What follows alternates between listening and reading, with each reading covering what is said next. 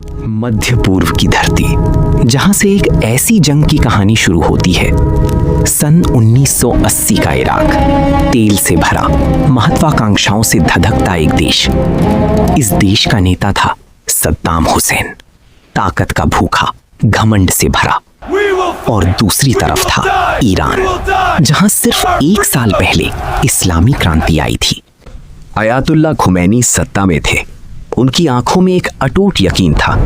सद्दाम को लगा यही सही वक्त है। ईरान कमजोर है, बिखरा हुआ है।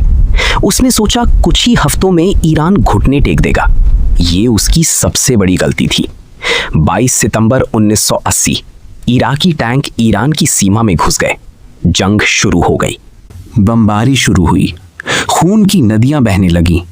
मासूम जिंदगियां राख होने लगीं। लेकिन ईरान ने हार नहीं मानी। खुमैनी ने पूरे देश को जगा दिया। खुमैनी ने इस जंग को जिहाद का नाम दिया और लाखों दिल भड़क उठे। हजारों नौजवान, कुछ महज 12-13 साल के बच्चे मोर्चे पर चले गए। वो मौत से नहीं डरते थे। उन्हें बताया गया था ये शहादत का रास्ता है।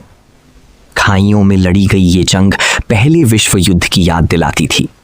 वही बमबारी तेज होती गई। शहरों पर मौत बरसने लगी। इमारतें राख बन गई। और इस बार हथियार थे रासायनिक गैसें।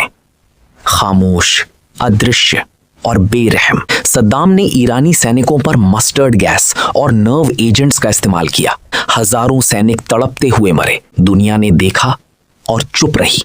अमेरिका, सोवियत संघ, फ्रांस, सब इराक को हथियार दे रहे थे। रातों के अंधेरे में हथियार पहुंचाए जाते थे चुपके से। तेल की राजनीति इस जंग की असली ताकत थी, इंसानों की जान से भी कीमती।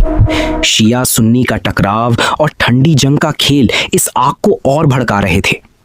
8 साल की इस जंग में 10 लाख से ज्यादा इंसान मारे गए। लाखों घायल हुए। पूरी एक पीढ़ी बर्बाद हो गई, हमेशा के लिए। सद्दाम अब भी अडिग खड़ा था, पर उसका घमंड अब खोखला हो चुका था। खुमैनी की आंखें भारी थीं। उन्होंने जो कीमत चुकाई वो अकल्पनीय थी। अगस्त 1988 में संयुक्त राष्ट्र की मध्यस्थता से आखिरकार युद्ध विराम हुआ। बंदूकें खामोश हो गईं, पर राहत कहीं नहीं थी। सिर्फ मलबा और सन्नाटा था। नक्शा नहीं बदला, सीमाएं वही रहीं। ना इराक जीता, ना ईरान। जो खोया वो कभी वापस नहीं आया।